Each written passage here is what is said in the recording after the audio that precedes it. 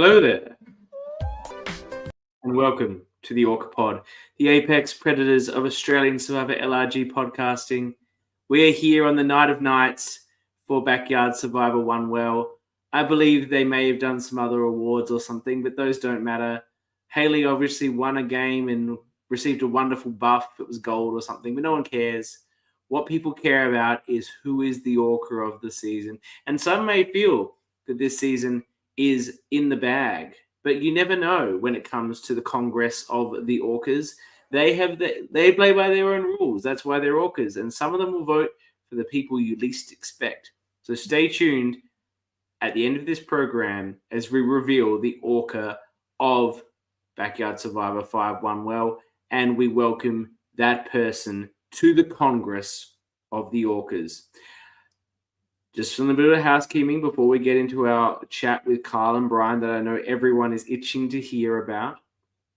Next week, 100 episodes of the ORCA Pod in just over 2 years. It's been a momentous effort, but frankly, it's a pleasure for me to get onto your screens or into your podcast ears, into your earbuds or whatever the fuck people use with Samsung phones, into those eardrums and hear my sultry voice talk about LRG Survivor. I appreciate all of you. Dani and Jules appreciate all of you. We love the community and we love bringing you this show. So 100 episodes next week.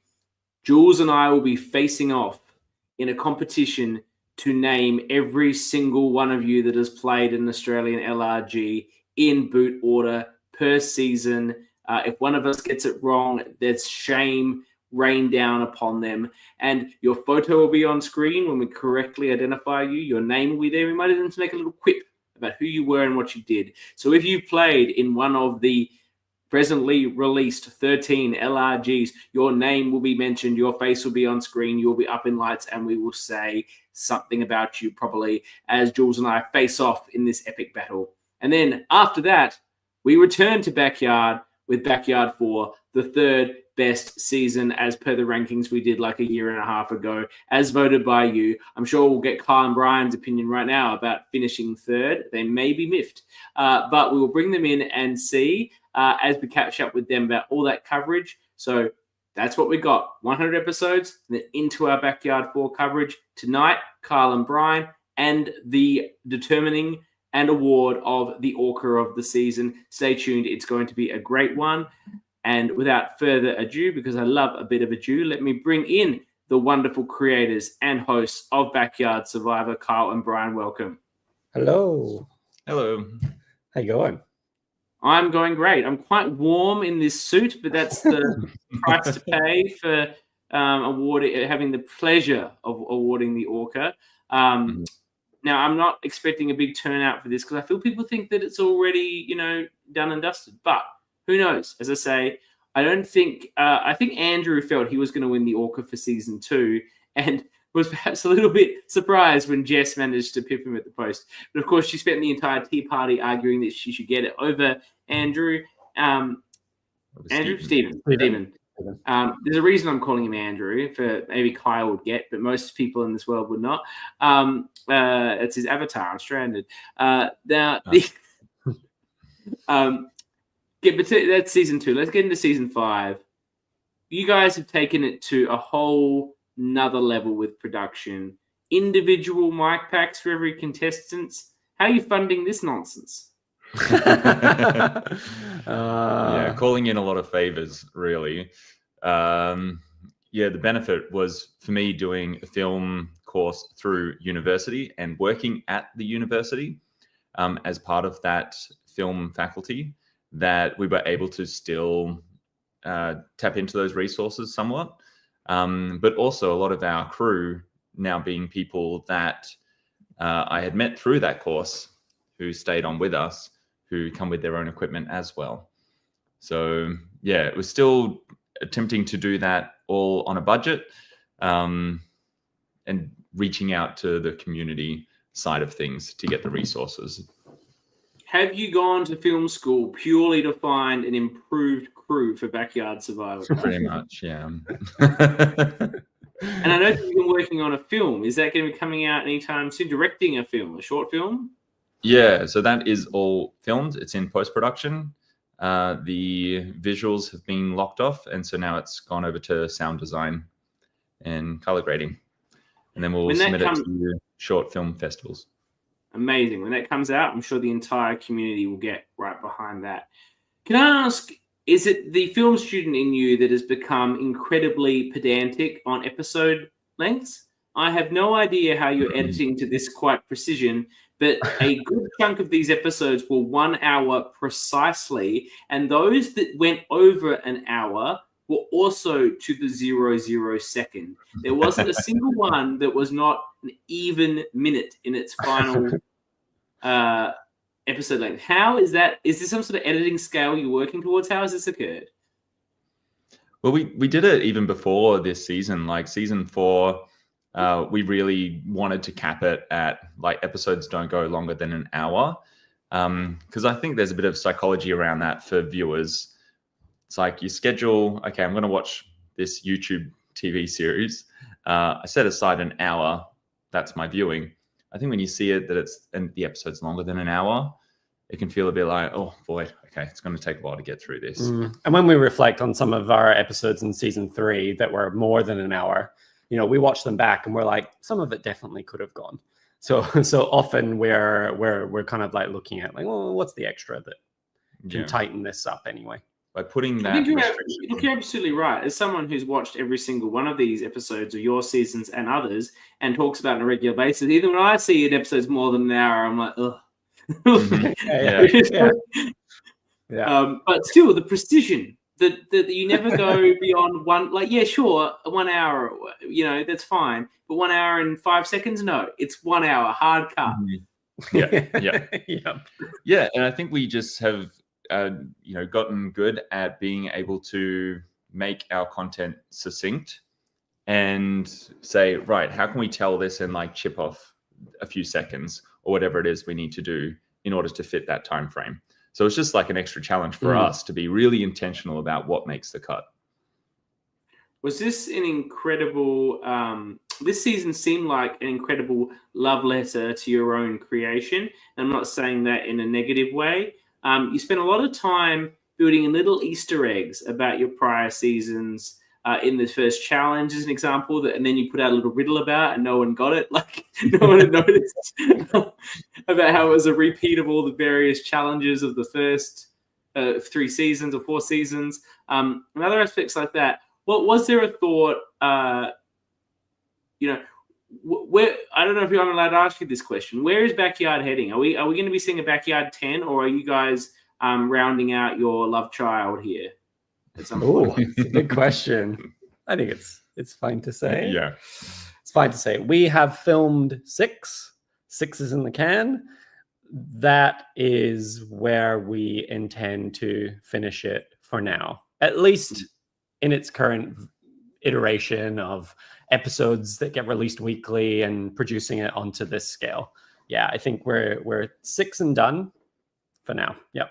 Mm-hmm. Have you? Is this because you've just basically continued to improve your skills, and your product has got to such a level now that it is almost way beyond a hobby to produce this product to the quality that produce it, and you guys can't accept a near enough is good enough sort of release production?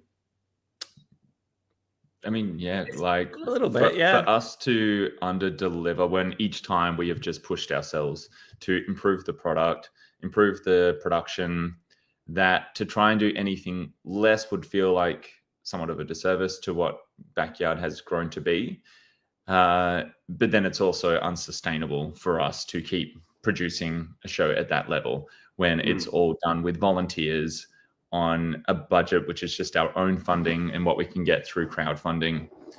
It's a big ask of us and other people that, we don't want to get to that fatigue where it's like, we put all this effort in. It still would be a lot of effort, but then for people to look at it and go like, they have sort of let it go a bit. We don't want that to be the end of the narrative. And we're super proud of like 1 to 6. and the progression and the storylines. And so, yeah. Well, I think obviously we've still got 6 to look forward to, but obviously the community is going to miss you when you do finish up. But equally, you've obviously been such a huge inspiration to many other creators that have picked up the mantle, making their own shows all around the country. So obviously your inspiration will live on through them and the shows that they have made. Tell me a little bit about the casting for this one. Sort of an interesting one with... tell me about the choice to bring back 2 players that had played in seasons before. I know a lot of creators in the space generally aren't interested in bringing back people that have played other seasons, and it's not an issue against those people, even where they're fantastic characters or they're worth bringing back because they are great players. It's about wanting to give other people opportunities that haven't had the same opportunity as those people. And I know that this is not something you've shied away from, but it's not something that you've looked to do excessively either. Like, I think before this, the only person who probably played once before was I think Calvin played Melbourne after he played Backyard. So I think it's only Kath who had played the Melbourne season 1 with Kyle, which is, effectively barely a season. So to bring back Mel, who had played in a substantive season, and Tara, who played in a substantive season, who are both wonderful women and fantastic players, I'm just interested in the thought process of having them on this season. I think a couple of different things. When we do casting, and in this one in particular, people loved 4, so we had more people apply for this than ever. Do you know how many? So, can you tell me how many? Do you remember? Don't remember. Over 100? Yeah. Over 100? Yeah, or is that... it would be over 100. Oh, well done. Yeah. I said it very confidently. Kyle was like, I don't know. But once we've got our short list, we've got all their pictures and names, and we shuffle everything around and we go, what about this? What about that? What about this? And so, yeah, I mean, Mel and Tara get cast on their own merit. It's not coming off of, I guess, their own games. It's the way in which we think that they'll interact with other people. One thing that we kind of cast were lots of super fans of the show. So people like Tommy, people like Megan. So people who we knew would, I guess, I mean, they weren't the ones that even recognized them, but just to be able to kind of facilitate those sort of interactions with each other. And I also, Mel and Tara have shown us a lot of support over the years. And I believe, tell me if I'm wrong, that when we're filming 5, we're kind of, I guess, filming knowing that we're going to wrap up soon and want to give Mel and Tara a shot on our show as well. Yeah. Yeah, and Mel had applied for Backyard before appearing on Canberra, but the previous season to 5 was 4. That was during COVID. We weren't offering spots to anyone who was interstate. And so for season 5, it was the first opportunity we had since season 3, which we filmed the same year as season 1. So a long time passes before we're accepting interstate applicants. The only exception is Matt C ends up playing 4 because he comes over to crew and is a sub, and last minute we throw him in there. But so we had people like Tara and Mel apply for 4, and we didn't even consider them because they were interstate. Same thing applies for a lot of people. I think Tommy applied, Kath had applied. So going into 5, there were these people that had been supporting our show for a long time, that just the timing wasn't right to give them the opportunity, that we were like, we really want to now give them that opportunity to be a part of the Backyard Survivor story. With regard to Tommy, he's an interesting one because he had been, as we discovered from his sort of intro package, a super fan of Backyard Survivor. A lot of commentary on the YouTube videos. Each and every week as it's progressed, his thoughts on not just I like this person, don't like this person, detailed analysis of the mood, of the plays, of what's been happening. And obviously, you say he'd applied for 4, but you probably didn't want him on as a 15 or 16-year-old, just from a legal liability perspective. I know you had Jake there who was 17 and his parents had to sign a waiver, but there's a difference between 17 and 15.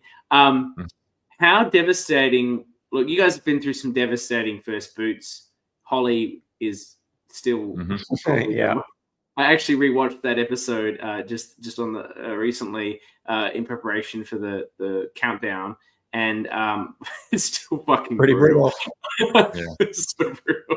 And her confessionals after the fact are just gut wrenching. They make you cry. Tommy, though, a pretty brutal experience for such a young man to fly halfway around the country. Been a super fan of your show. It takes a lot of personal confidence, resilience for any grown adult to handle being a first boot in one of these things, let alone an 18-year-old kid. How did you guys feel about when that happened? It was pretty devastating. Like we love Tommy. It was like crazy for us to have Tommy on the show. Like, Jeff talks about like people not even being born before, when Survivor was on. And like, I feel like that's the closest we'll ever come, where like Tommy was like a 13-year-old kid watching our show or whatever when we started. So to have him on the show was amazing. Like, I mean, I think also knowing what the twist was at the beginning, I was a little bit blindsided that I guess he was out first, because I just kind of thought, he's a low-key kind of guy. He might just kind of fly under the radar. This might actually be a great season for him, because he can kind of get his feet under him before people even realize that he's there. So it was pretty devastating. But to your point, I think Tommy is a masterclass on how you just like, I don't know, suck it up, accept it with grace, and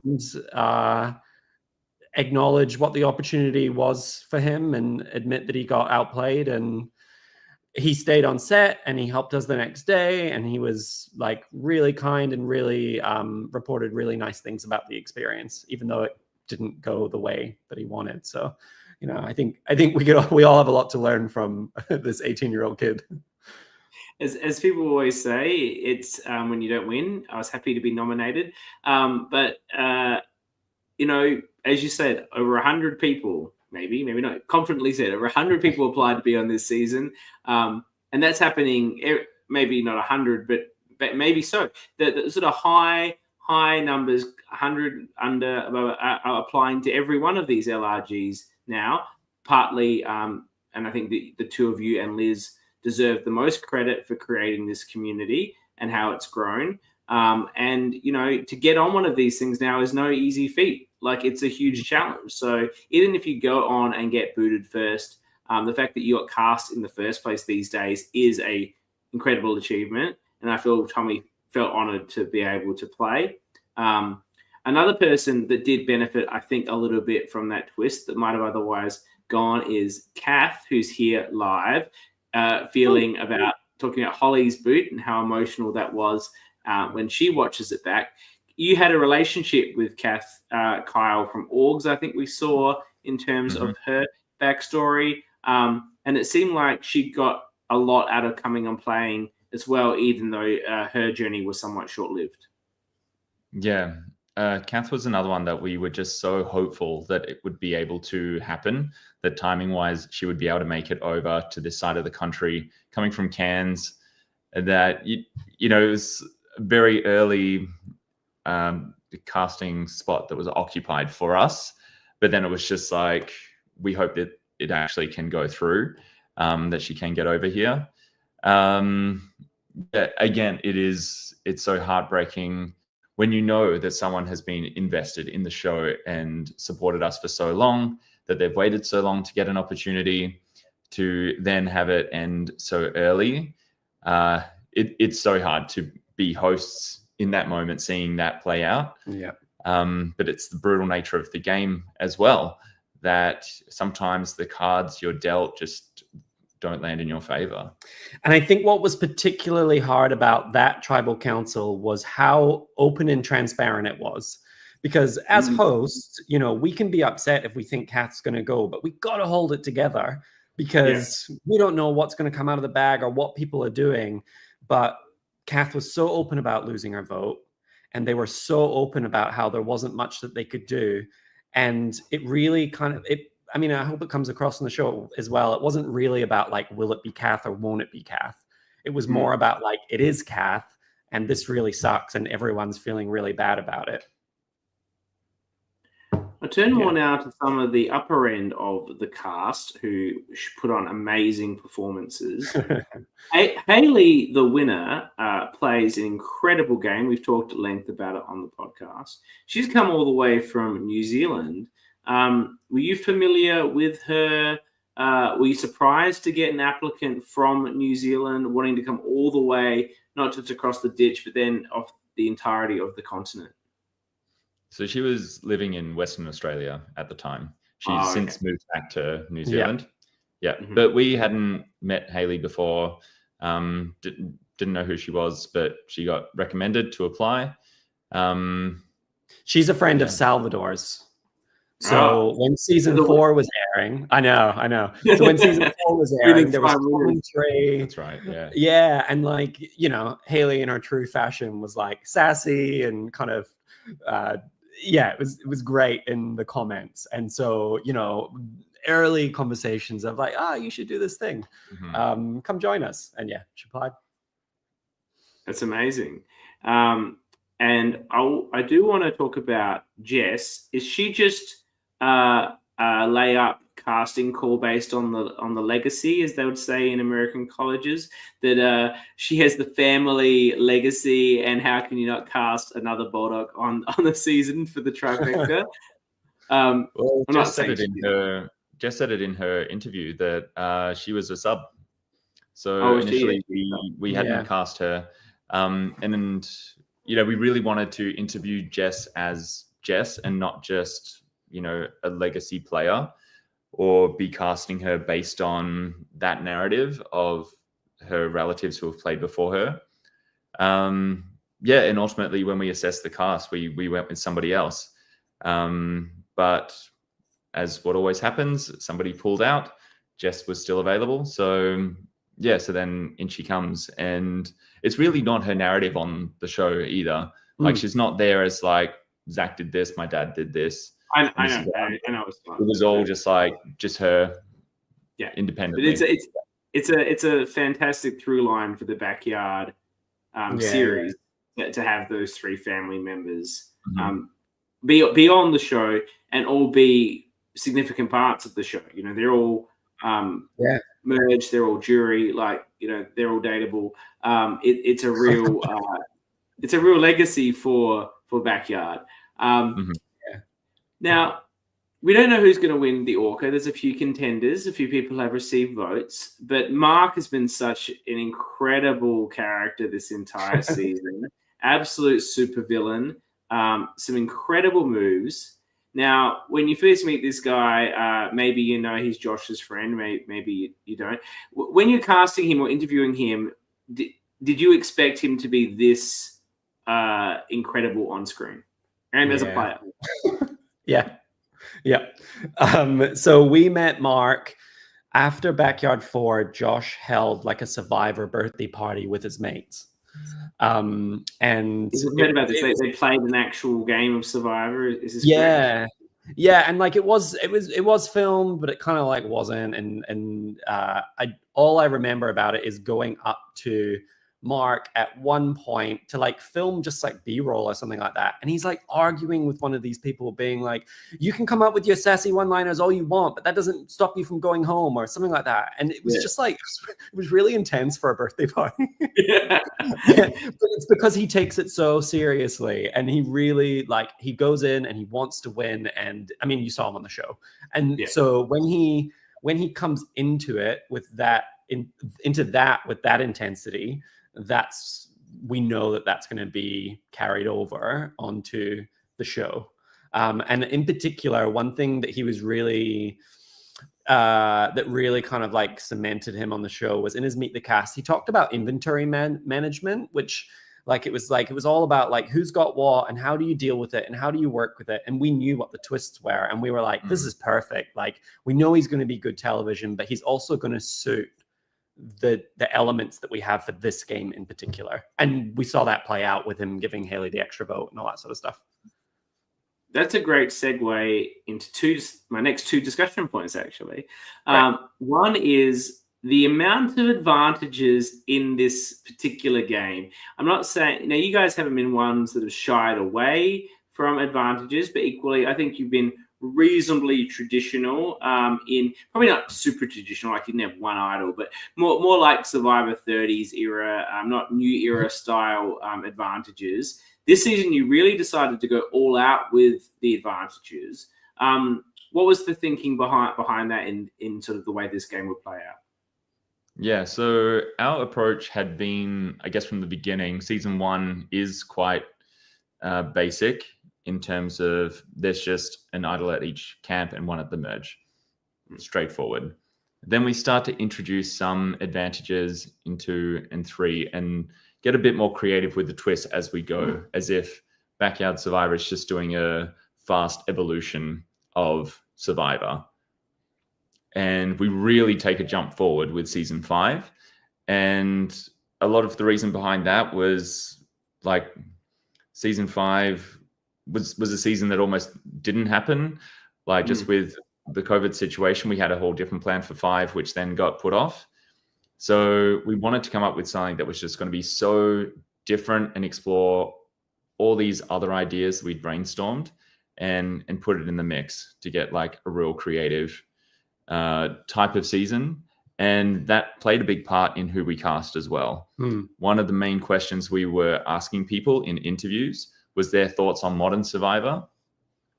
And yeah, there was a lot of responses to that where people were like, I hate modern Survivor. I don't like all the twists. I don't like all the advantages. Fair enough. But for us, and we're thinking, well, we're about to do our most advantage heavy season. We want people who are going to come in and embrace that and be creative with it, be playful. The mindset is like, we don't want people to be in the game and feel like there's nothing they could do because it's just like a numbers game and then that's it. With so many variables introduced, then it's like there's always something you can play with. There are opportunities to get yourself out of a situation that it's not just like going to be a straightforward. Yeah, we really wanted something because like season 4, if you look at the boot order of season 4, it's not the most exciting. It's really more about like the emotional journeys that all of these people are on. And, it culminates with us having a big old cry, and we really did want something different. Instead of trying to replicate what that was, let's create something that looks so different from that people don't even almost compare them. And I think we were successful in that. But also, if you look back on Backyard, especially 3 and 4, the idols and advantages actually made very little impact. Like famously in season 3, the final 5, the 3 in the back all have idols and they're all trying to pass them off to each other and none of them need them. And then in season 4, they kind of don't really get that much traction anyway. So I think also no one ever finds one. They can't follow your very simple instructions. Yeah. Well, I think as like game designers and creators, it's also exciting for us to kind of create a season where that was almost going to be impossible this season. Yeah. To have the same outcome. How did you feel? So I have a couple of questions about these advantages that I want to clarify. But the first thing I want to talk about is not one of these clarifications, but your feeling when, American Survivor is doing Shot in the Dark for 6 seasons and nothing's hitting and there's so much commentary in the broader Survivor community and the podcasting community about whether it should be changed, whether the chance should increase each time it's played because it's just not hitting. Meanwhile, you're sitting there with the second ever Shot in the Dark pulled out of a hat, boom, on a really important vote, saves a person that will be going. In retrospect, because you probably, when you filmed this, 41 had come out, 42. you know, as you continue to watch these Survivor seasons, were you sort of surprised about how often that shot in the dark didn't hit, and then therefore how lucky you guys were that yours hit at exactly the right point? As a producer, that's what you want. You want Tara saved there because it's interesting. Totally. Yeah.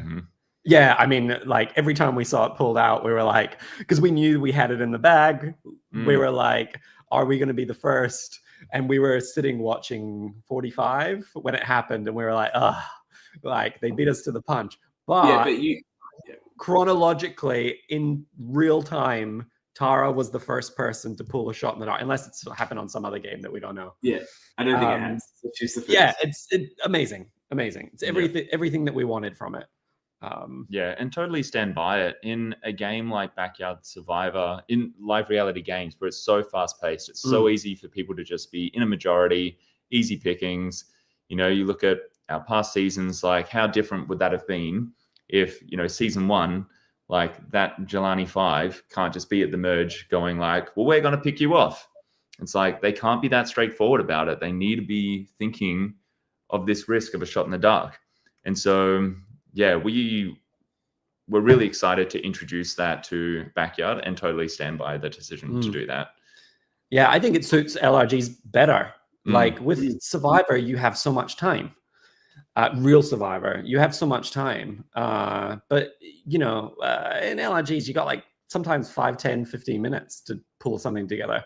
And from an editing perspective, sometimes the content is not there because, you know, you get these strong alliances who are like, all right, bye. I agree with you 100%. I love the reference. I hadn't thought about it. But I love, because your seasons are always so strong in terms of the production. They always have been. Even season 1, which obviously is the most amateur, the quality is still very, very high. Particularly, I tend to judge people's seasons by where they're at. You know, so I know it's your first season, so you know it's judged the first season. It's not judged as like, I wouldn't judge someone's first season against your season 5. You know, like that's not a fair comparison because you grow as you get better and have experience. But I never really thought about it, but other than season 2, which is, in my opinion, the most dynamic and interesting of any of the LRGs that have been released, you do have a bit of a pagonging of alliances where an alliance takes control and just votes everyone out. It happens in 1, it happens in 3, it happened in last year and in 4. And the only thing that really saves 4 is your double tribal twist, bringing the numbers out in such a way, like such a lucky way, and then with the right immunity outcomes that breaks up the 6 yellows into, and then creates the rock draw after the fact.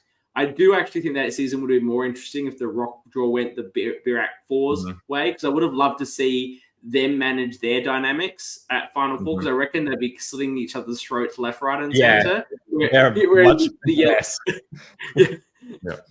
the yellows still sort of stuck strong, and then like we'll just like Kiara's just going to win, and then Salvador sort of cruise through. I think that could have made that season even more dynamic. But you're very right in that if it wasn't for those twists playing out exactly in the perfect way from a viewing point of view, that season as well could have been a bit of a runaway by a group. And this season, with all the twists, didn't have that. There was a real dynamic nature to the way the players moved through the merge. Yeah, I think if you kind of introduce the culture of a fluid game, then it almost like or like a premise of instability, then, you know, even if alliances are strong, the feeling between all the players is instability, insecurity. What are we doing? Like, you know, I think it worked. Another large focus for us had been really giving players control over their own destiny in the game. So it's like by introducing all these tools, the idols advantages, it's like there are things out there for you to play with if you want to go down that route. By having the one well, it's like whether you use it or not, the control is in your hands of like, if you want to take that option, it's there. And some of our twists throughout as well, it was about like, well, we're putting it to the players. Do you guys want to split or do you want to stay? There was a lot of emphasis on like letting the players make decisions that would determine their own fate in the game. Yeah, we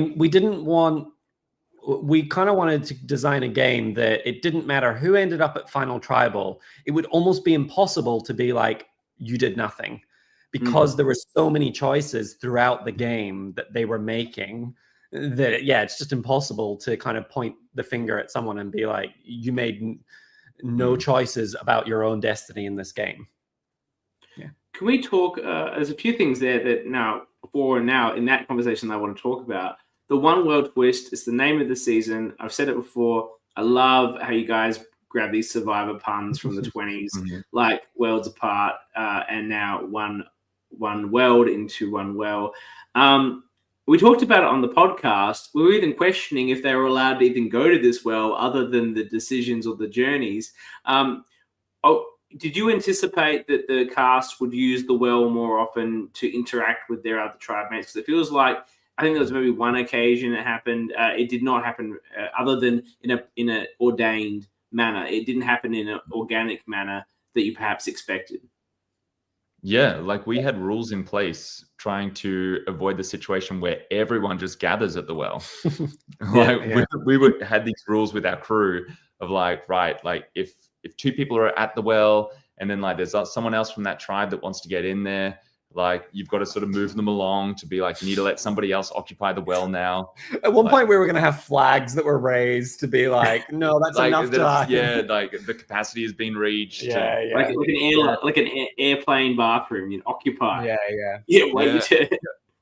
But we did know that there was the potential that it wouldn't get utilized that much.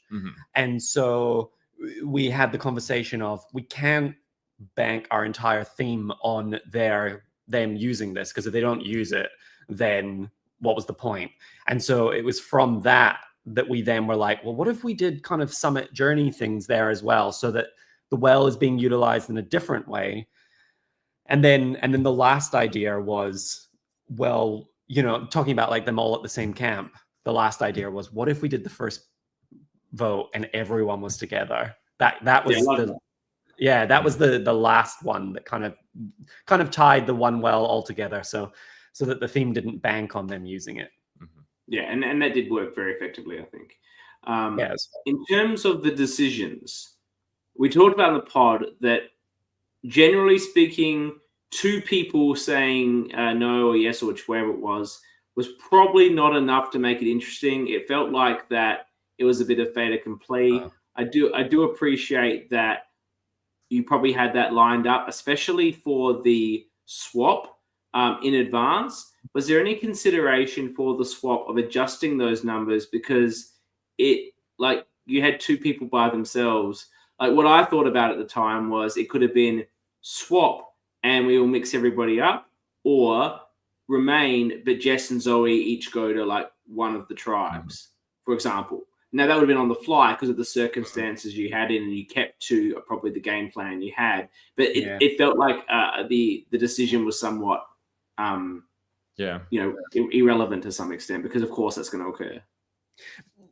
Sorry, you go. It's one of those things where we design the season ahead of time, and we don't want to change any of the elements based on what has already played out, to avoid any bias from us, to be looking at the current board and then saying like, oh, I know that we said in the design of this it was going to be two people, but now we've got two people on a tribe. Should we change the rule?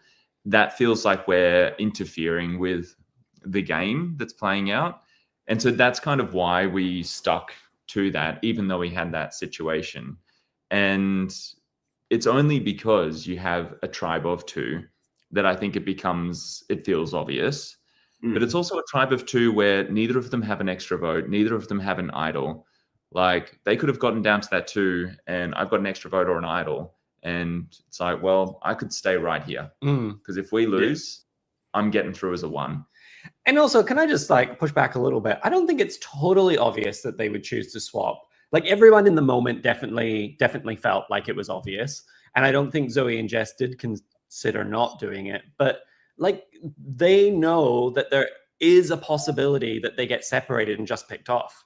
Yes. Like, maybe they do choose to stay together, go strong, and then if they lose, then we work it out, or they do a challenge. I think those girls got really lucky that they ended up together. And also, it kind of shows on the show, they all thought that it was two tribes That was like Yeah. an unexpected twist. We didn't Yeah. actually hide that from them. Yeah. When they were surprised by it, we were Yeah. like, oh, we've done something. Yes. Yeah. And so Yeah. they were speculating that it could have been that the 2 girls were just going to be absorbed into those 2 tribes, which very easily could have been like, then they just get picked off. So yeah, to your point, like they don't know that that's not the case.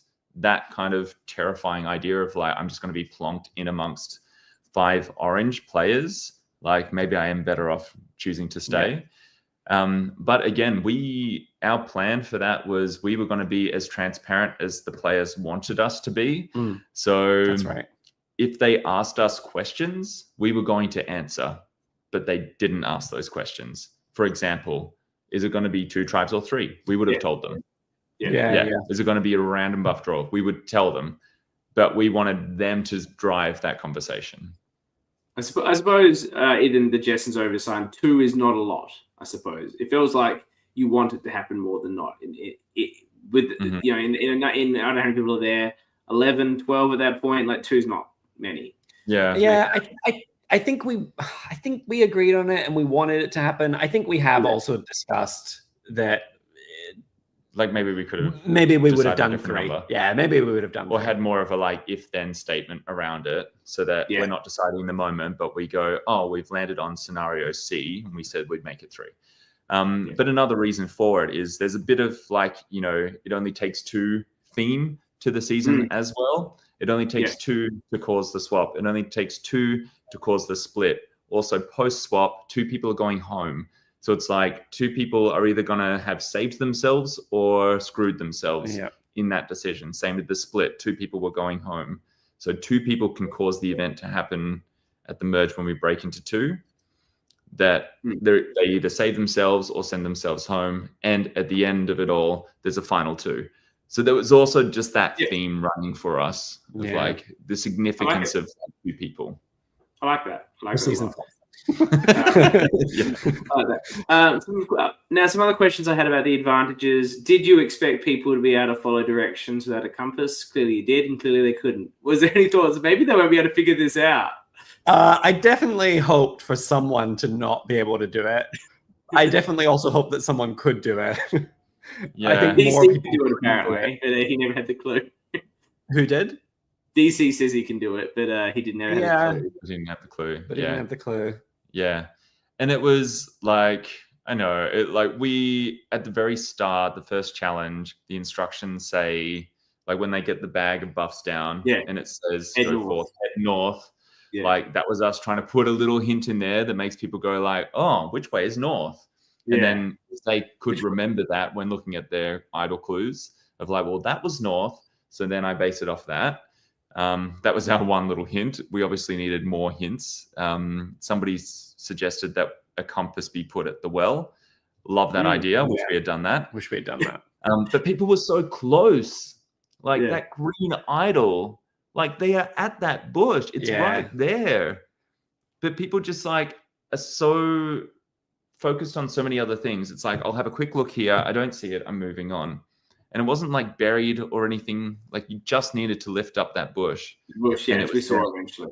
It's one of my favorite lines on the show where it's like, okay, the clue says it's beneath the green. Problem is surrounded by green. Yeah. Now, on that idol, I came on this show when Megan found that idol right near the end of the game.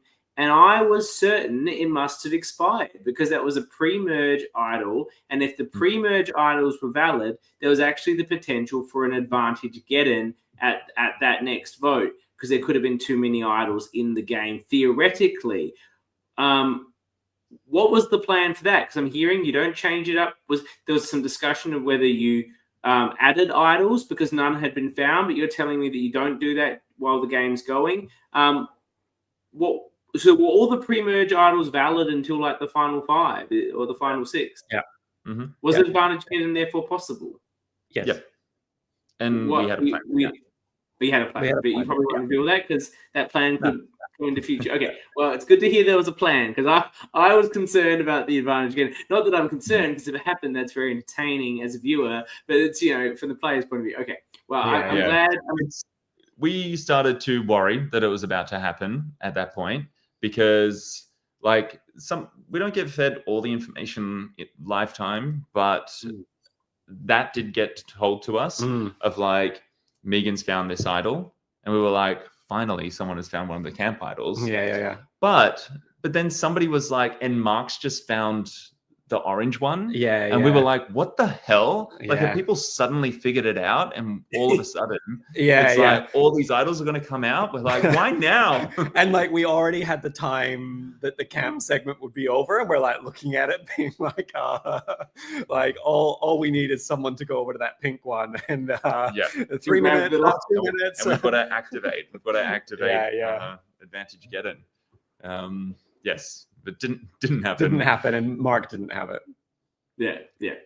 I think I had one more question about this. I've heard through the grapevine that there was a significant pause in production. This is like my journalist interest, where an advantage had been misplaced, and that you had to sort of hold the tribal council until the advantage could be located, because it was going to have an particular impact on that in that vote.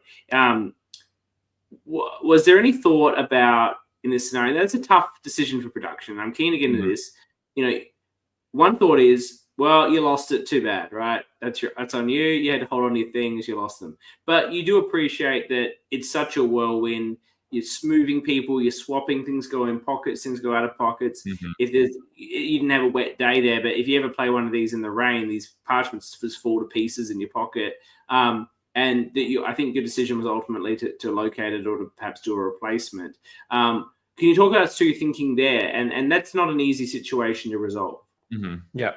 Yeah. I mean, it's a shame to hear that such rumors have spread. Certainly in the moment, we were like, we're going to deal with this situation, and then would appreciate if we don't talk about it.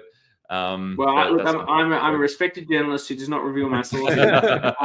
But that's I'm here putting the hard questions to you guys. I'm sorry. Yeah, and like these moments do happen, and it really like challenges us to think like, okay, what is fair like within this game, taking into consideration like what the players are going through in the moment.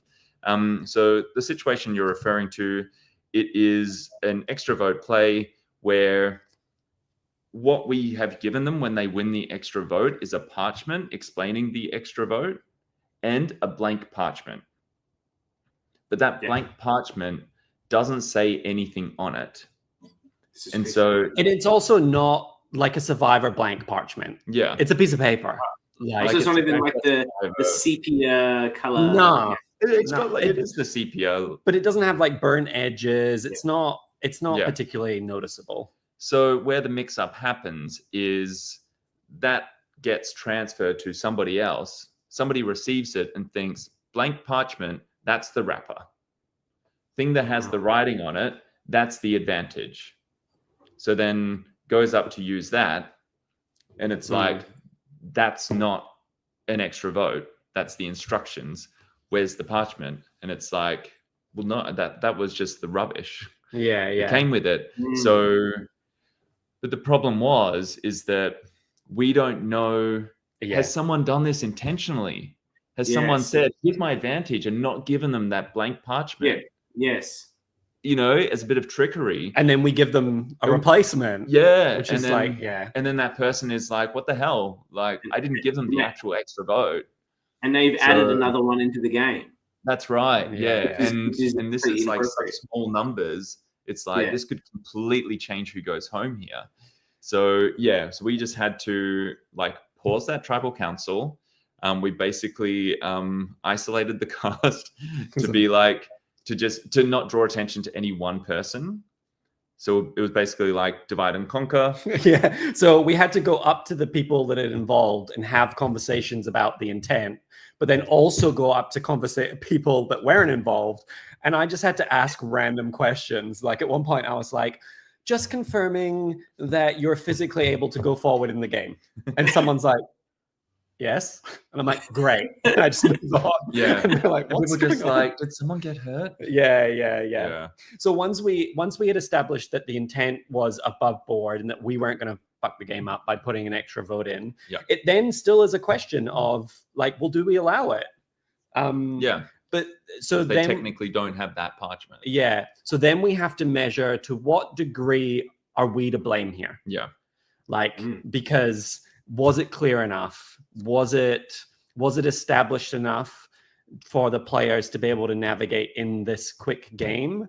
And ultimately, where we came down to was it was more of our mistake than theirs, and that we had almost not done it. We'd almost done it a different way. And so we were like, we've made this decision very late. We were kind of going back and forth, and now it's created this mess. That's definitely our fault. And the intent was above board. So we can move ahead with this with clean conscience. 45 minutes later. No, it sounds like when I raised this, you did not want me to know about this or ask about it. I didn't check with you before, but thank you for answering that question, because I think you just gave a brilliant answer to some of the challenges that yourselves and all of the hosts and creators of these programs suffer when things like this can go wrong in such a fast-paced game. And it's really fascinating to hear how you deal with it, being mindful of the fairness of the game. I know no one's paying for a significant amount of money. Everyone who plays this will pay to win nothing. It's all for winning the pride of it. And still, everyone who plays this, it puts a lot of emotion, a lot of effort into it, and they want the game to be fair. So it's, I'm sorry you didn't want that question, but I'm glad I asked it. Fascinating answer and fantastic to hear. I expect no less from you two gentlemen of how you handle a scenario like that, but it was great to hear about what you did to manage it. I have one final comment there that I think that you might have had a slight misstep, and maybe you thought this would be interesting from an editing point of view. Going right back to the first episode, Coach, I'm going to play my shot in the dark, plays a shot in the dark. Surely you're aware that he's played his shot in the dark. You ask for advantages, idols, etc. He's not aware that he's supposed to stand up there, but the cast should really know that he's played his shot in his dark. That's not interfering. That's not a move. That's the rules. Yeah. Did you not say, Coach, this is where you stand up now, mate? Believe it or not, we had not considered the circumstance where someone plays their shot in the dark and then doesn't present it. So we hadn't discussed what to do in that scenario. and there's doubt in my mind when that happens.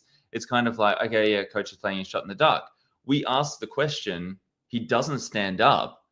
So it's kind of like, oh, maybe he didn't do it. I don't know. Yeah. Maybe you discounted the votes. To be fair, there were 16 votes. Yeah, so it's kind of like, and it's not like you're going to call someone out, if because you don't really know what they're doing, to be like, oi, Coach, did you play it? It kind of feels like it felt like it was up to them to present it. But I suppose, in retrospect, the thing to do would be for us to know X amount of shot in the darks have been played. Yeah. And then, what we've seen from Jeff in more modern time is like he ain't afraid to call out players in that way. Yeah. Like by the way, you've not been voting. Like someone, someone has not voted. Someone has played their shot in the dark and hasn't presented it. Like, you need to present it, or we need to be able to, or we're going to say like who it was. I guess is what we would do. The only thing that we had agreed on after he didn't play it was that if it says safe, it doesn't count. Yeah. He couldn't play it later. He can't have it as an idol that it like then plays at a not. If it says safe, we're like, sorry, you missed a chance. Yeah. And then we proceeded. But I think it got back to us pretty quickly that he'd shown everyone and that it was just like a mistake and also like, no, I don't want to say that. We don't know the level of people's strategic ability and approach to the game here.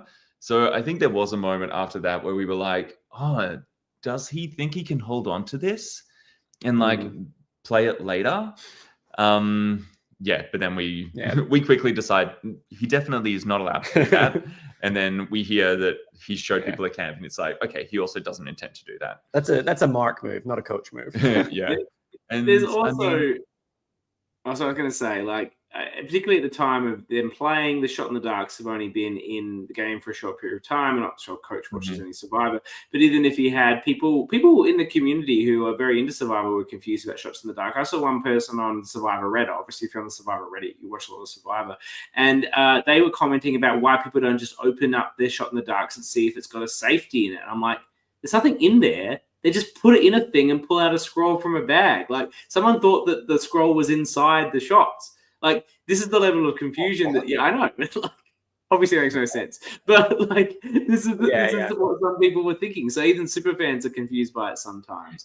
And, like, you also have to remember the timing of this. Like, we see in one of the episodes, Jess and Zoe are not sure what happens with Kat's no vote, and whether she can play shot in the dark, which, like, I think in the timing of where this was filmed was maybe a little bit more understandable than if someone was playing with a shot in the dark now.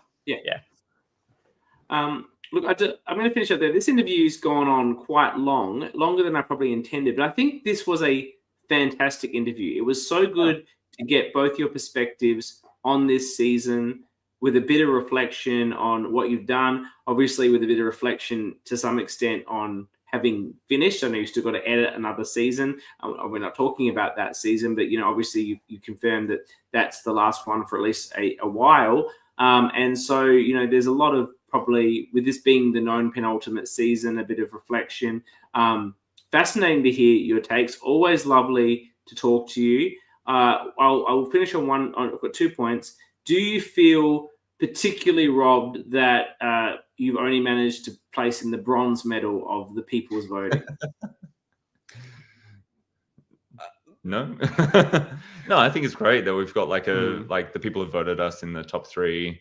You also were in the top 5. You've had 2. You're only the ones for 2 in the top 5, and I think that's the factor. That's the factor. You have too many good seasons, right? Yeah. You see, one good one and a bunch of trash. That was the way to get through. Yeah, no, it's great to be celebrating all the different LRGs across Australia. So yeah, it's nice to see us in there in a final 3 placement as well. I'm looking forward to the coverage on that. We don't do it for awards or for being number 1. In saying that, there are LRG awards that someone in the US is hosting, and we would love to back out in Canberra to get some mentions. Tell us about this. Can we vote for this? Catherine's made a note here. LRG award. So can the Australian community vote for you, get behind you? What's the process for this? Yeah, so LRG Awards on Facebook, and they have a link there to a Google form, and there's so many different categories you can vote for. Best edited season is one of them, but it's also like best villain, best winner, like all of these things. Best move, best confessionalist. So lots of opportunity for different cast members to get a mention in there. It's only for seasons that have aired end of 2024, start of 2025. So for Australia, that's Backyard 5 and it's Canberra 3. That would be eligible. And yeah, like it's run in the US, but it would be so nice for us here in Australia to make it into their finalists. And there's so many people who don't know Backyard. So we're hoping this kind of gets us on the map a little bit. We'll send you the link, but also I think we'll post to our Facebook group after this or tomorrow morning. So if you go to Facebook on our one as well. I'll find it and I'll share it. And then I'll encourage some of the other creators to be sharing on their pages if they're not already. The whole Australian community should get behind you and Canberra for this. All of your votes in community should be for either Backyard or Canberra. You can make a call which one you want to vote for each thing, but that's where your vote should be, nothing else. I guess the final point that I just want to bring up is this something that to finish up that Kath posted earlier that I think should be mentioned out loud. She's made a lot of posts tonight actually, but this one I wanted to bring up. She said about Kyle and Bryan, you two incredible people are just so amazing at what you do.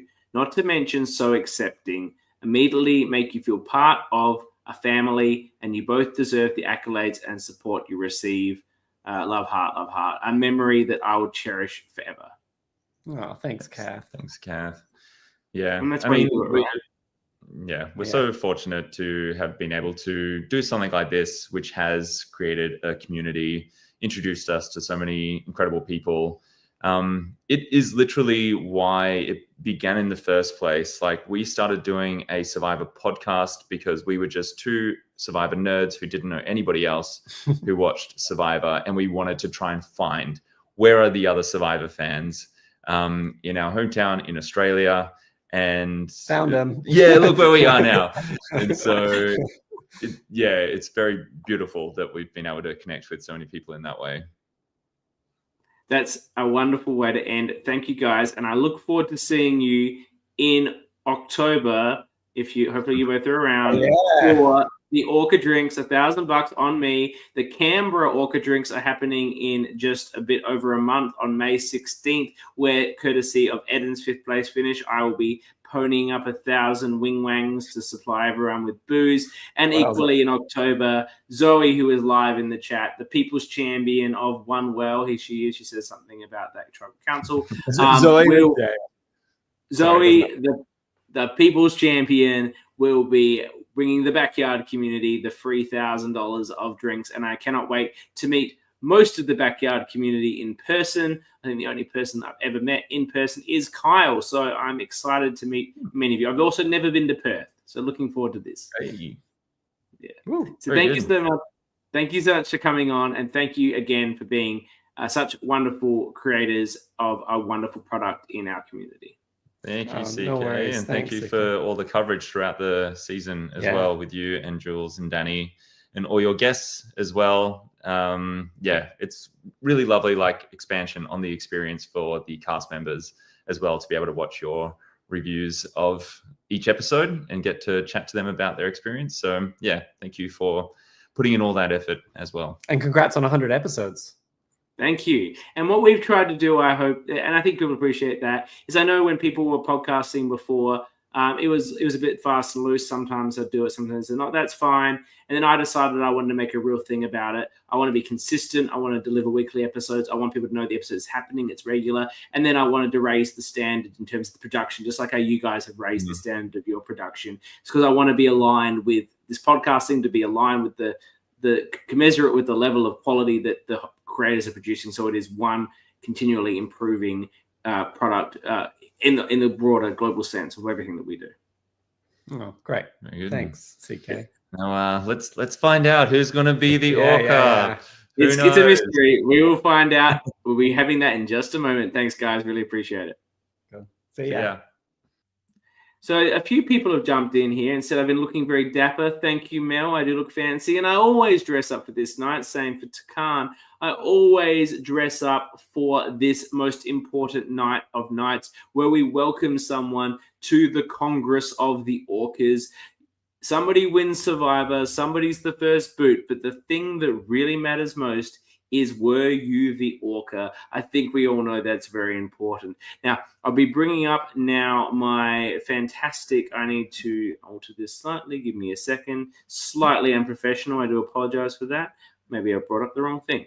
Okay, give me 1 second. I will now add this. Normally, I have a co-host here to help me while I flub my way through this. Stop screen, share screen. Okay. Now I've done it. Great. All right. Excellent. So, for those not familiar with the Congress of the ORCAs, as we have done our LRG rank down over the last 2 years or year and a half or so, we have voted for various awards: Best Player, MVP. Mel, you don't know what's going to happen. Anything could happen. We have been awarding an ORCA award to a contestant of every single season. There are still 3 to go. That's very exciting for the bronze, silver, and gold. 1, 2, 3 seasons that we're about to cover to bring in some more ORCAs. But those ORCAs then form the Congress of the ORCAs. So to confirm who those people are, firstly, it's the people that participate in this podcast. We are, of course, the ORCA pod, and we have a vote. So we have myself, we have Dani, we have Annabelle, who, of course, features as a guest from time to time, and in the Tea Party, the most important podcast that we do of any other season. and Jules, whose season is yet to air and therefore does not have a fun little grab with her name from her starting sequence. Hopefully that will air sometime soon so Jules can have a better picture. Not that it's a bad picture of Jules, but just, we want our Survivor starting picture. Then the Congress of the Orcas welcoming them in is Kevin from Melbourne 1 and his 27 minutes of glory. Calvin from Melbourne 2, also appeared on Backyard 1, but his ORCA awarding season is Melbourne 2.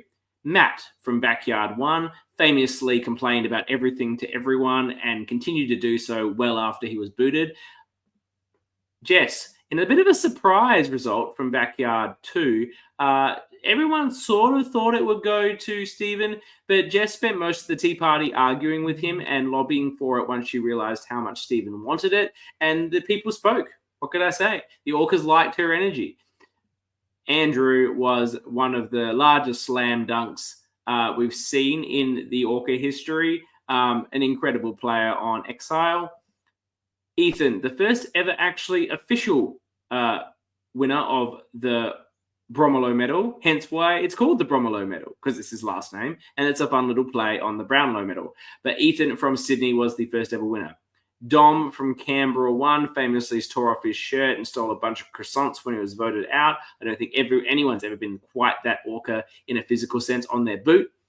Tyler from Brisbane, absolute game player, a bunch of people that barely knew the game, ran rings around them, and ultimately it was too dangerous, but strong-armed them all the way through. And our latest inductee, and rewriting the rules a little bit on the ORCA, because it brought up a bit of a discussion as to whether the ORCA is supposed to can be a good player at the same time. Is this someone that's a bad player, that's loud and proud, that has a propensity for narcissism, that uses strong-arming tactics, and therefore plays badly, gets booted early? And that is the case for some of these people. But I think for the most part, being the ORCA does not mean you have to play a bad game. Andrew makes the final 4. Jessica makes the final 4. Ethan makes the final 4. Dom is merge boot-ish. Tyler is about a merge boot. And Lauren's about 6th from memory. Calvin's also the merge boot. And Matt's an early boot. The only pre-merge boot, actually, it's just the fact that everyone in Backyard 1 was so nice. The fact is, being an ORCA, displaying your propensity for narcissism, being loud and proud, strong-arming people, does not mean that you played a bad game. It just means you played a game in a particular way, and it may or may not have yielded results. So tonight, we're now crowning our newest ORCA, and we will be delighted to bring them into the Congress. Now, I must say, not all ORCAs vote, because believe it or not, ORCAs don't tend to watch shit they're not on. They're not interested in watching random LRGs that don't feature their own pretty face. And so sometimes it's difficult to round them all up for a vote, particularly if they haven't watched the season. So particularly voting in this ORCA Congress for who is joining is myself, Dani, Annabelle, Jules. And only one ORCA has watched the season, and that's because he was there physically, Calvin. So that is the 5 people voting for who is going to be the ORCA of the season. Of this cast of 16, 4 people have received votes, noting that we have a 3-2-1 voting system. Haley has received some votes. Now, again, putting the question, can you win the game and be an ORCA? That has not yet occurred in the history of the LRGs. We've seen, I don't know if we've even seen a final 3, but there was a few final 4s, as I just mentioned. Yes, you can, I suppose. Haley certainly... Did she display any of the attributes that I've mentioned? Propensity for narcissism, I think Haley's probably a particularly humble person, so I don't see that. The strong-arming tactics, potentially, but she had a subtlety about the way she went about her game that perhaps isn't as strong as one would expect. And loud and proud, again, subtle and quiet was more who she was. I think these votes will probably largely come from her confessional, where she did display these attributes perhaps a little bit more than she did within the game. Mark, one of the more aggressive players we've seen in LRGs in recent times, or really in history. I've seen people play as aggressive as Mark has. Calvin was particularly aggressive, as an example, in Melbourne Survivor 2 Warrandyte. But The loud and proud was well on display. Certainly looked to strong arm people with his bag of tricks, many of them fake, convincing them all that he had advantages he didn't, but not with a smooth talking subtlety that one might see, but really just throwing it in their face and making them accept it. If they didn't like it, they could fuck off. That was generally how he went about it. We love that strong arming ability, loud and proud, certainly. And I do think this man loves himself like any good Orca narcissist should. So, there's been a lot of talk that maybe Mark's already got this in the bag. But as I said, the stranger things will happen. But he probably deserves it. Whether he wins it or not, he deserves it, I would suggest. Megan has also received some votes. I think what we realized is this woman really strong-armed a lot of people, particularly in the back end of the game. Did she force her will on the players? I think perhaps she picked it up more so when Mark left. She's like, there's a gap here for me just to throw my weight around and make people do what I want and throw my idols in their face and then not give them idols when they're begging me for them and just roll that through. A little bit villainous energy, a little bit of strong arming. I wouldn't say she's narcissistic, but she's certainly loud and certainly has the qualities to make her a potential Orca. And finally, Tara. Tara always gets herself in this situation where she always has the potential for an Orca, and I'm happy for her to be an honorary Orca. If she never plays again, I'll just throw her in as an honorary Orca. If she plays again, maybe she can earn it on that occasion. But the fact is, she does have a lot of these tendencies. She's probably the one she probably lacks most is loudness. I think she's more subtle and cerebral than that. But I think she has the narcissism and certainly has the strong arming tactics. Again, possibly a bit more subtle. I think it's very hard sometimes for women to strong arm people, though Megan managed to do it, as I mentioned. But all four of these are worthy contenders for the Orca. And now I will go to the votes. Now you'll see that there is a discrepancy in the votes, noting that I said it is a 3-2-1 system. If you calculate the numbers I'm about to bring up, it doesn't result in that total number. And that's because some Orcas felt the need just to throw 3 votes. Tara is a total queen, correct. From Mel, thank you.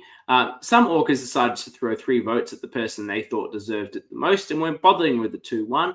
And I am not able to make Orcas follow my rules. The fact is, the Orcas will do what the Orcas do, and that's what makes them Orcas. So if you just want to give me 3 votes, that's what I get.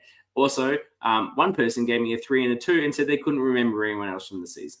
So again, the numbers don't add up, but they do add up to us having a new Orca of the season. And look, it probably is no surprise to anyone because this was happening from about, I don't know, whenever he first appeared on the screen. Here comes the poll, the votes. Mark has won it in a landslide with Tara in second and Megan in third. Haley got a single vote from someone who was just seeing something that probably wasn't there. But, as they say, people can vote how they vote. So it's very exciting that we have a new Orca. And I have him. He's been waiting live. I think I told him to come on, and my interview with Kyle and Bryan went way longer than I expected, but it was a damn fucking good interview. And I was really enjoying the flow with those gentlemen. So he's waited, he's been behind, and now it is moment of glory. Let me bring in the newest member of the Congress of the Orcas, the Bromilow medalist for Backyard Survivor 5 One Well, the legendary, his game will never be forgotten, the bounty hunter himself, Mark. Welcome, Mark. Hello, CK. I said it once before, say it again. It's good to be home with the Orca pod. You're very welcome. Are you drinking this time? I have whiskey. I'm all fancy. Unfortunately, I'm not. I'm on the water, but there's always time for a drink, as I've made very clear on this podcast. I love the background. You're looking very tan as well. Did you go and get a tan for this particular outcome? No, I was at Rottnest the other day, so I feel like my skin is just radiating. But no, yeah, thank you very much for that illustrious introduction. I'm very glad that my propensity for narcissism has finally found a creative outlet. My teachers will be very proud of the student they said didn't like to share or was very nice to other people. So, I finally found my place. Watching live is your bestie and partner in crime, Josh, who says it's iconic and he's so proud of you sending love from Bali. He's watching live from Bali to see your coronation. What does being the Orca of this season mean to you, Mark? I just think, I went into the season like wanting to be the drama, wanting to leave no cards on the table. And I kind of knew that the title was probably not going to be mine, but the ORCA didn't exist at this point in time. But I knew there was something on the horizon. There had to be something for someone like me.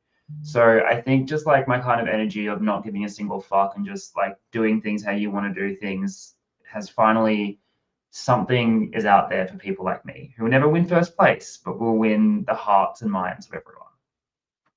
You won the hearts and minds of everyone on this podcast.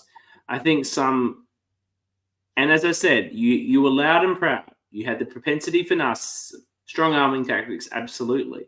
But you were equally playing an incredible game. You took Kyle and Bryan's madhouse of advantages and made it even more fascinating and interesting.